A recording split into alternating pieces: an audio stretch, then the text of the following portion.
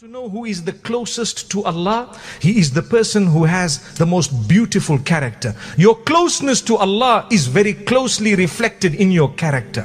Those who are harsh and hard-hearted, they cannot be close to Allah. فَبِمَا رَحْمَةٍ مِّنَ اللَّهِ لِنْتَ لَهُمْ وَلَوْ كُنْتَ فَظًّا غَلِيظَ الْقَلْبِ لَانفَضُّوا مِنْ حَوْلِكَ. It is by the mercy of Allah that you have become lenient towards those around you. Had you been hard-hearted or harsh, they would have dispersed. They wouldn't even want to be in your company.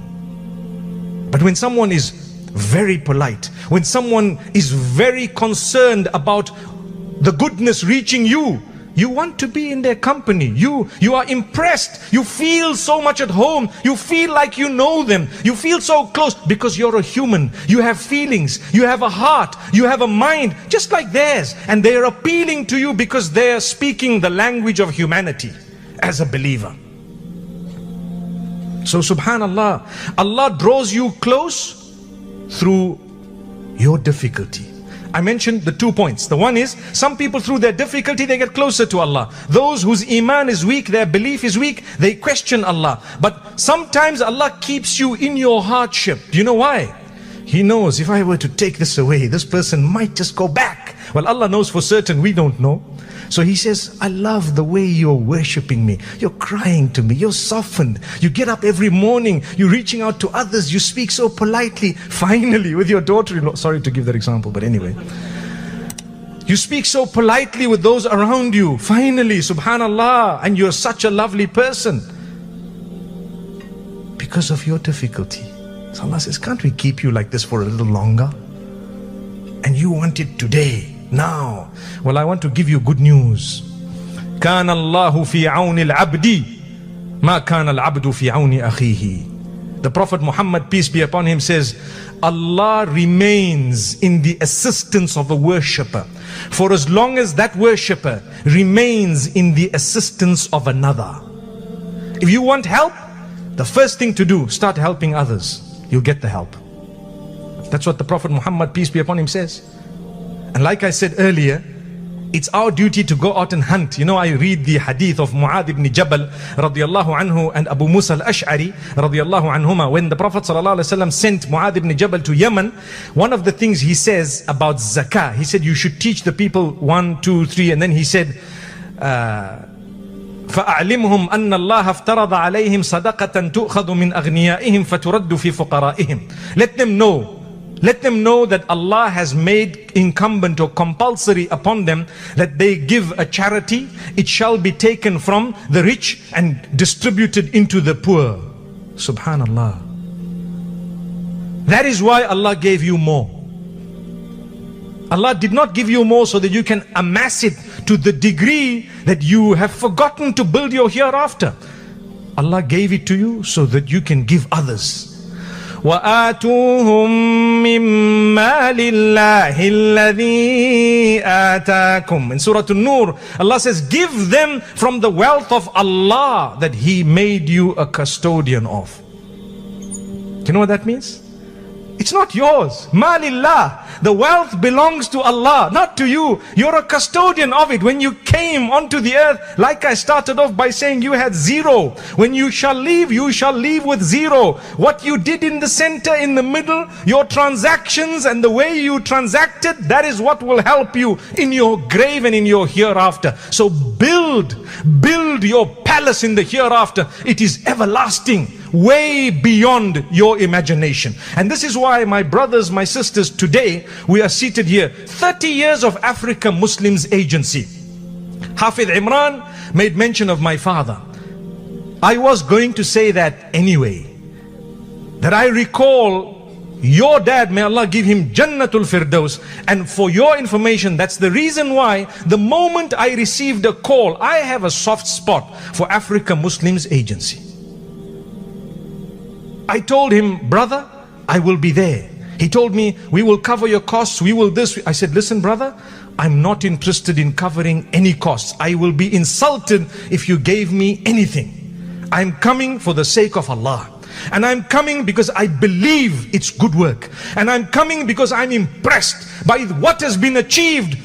A little seed that was sown. And don't you dare think that, oh, this is money from the Gulf states. No way. If you think that, it's the devil making you run away because of some bad deed you've done from giving. It is money from here that's distributed across the globe.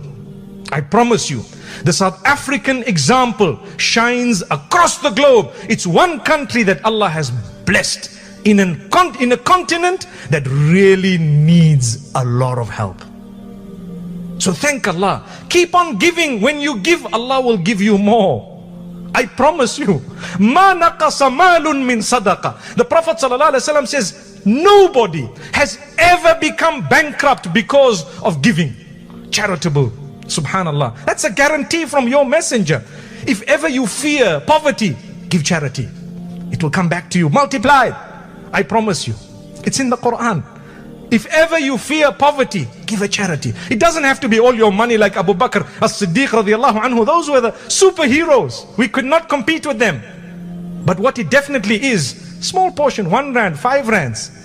And this is why when you read Surah Ad-Duha, if you were to read it with its meaning, your life will change. The Prophet Muhammad, peace be upon him, by the choice of Allah, divine choice, he was an orphan. Why? Isn't that consolation to all the orphans across the globe that the best of creation, the most noble of all prophets, the top of the top, was actually an orphan? There's hope for you more than there is for me who had both parents. Wow.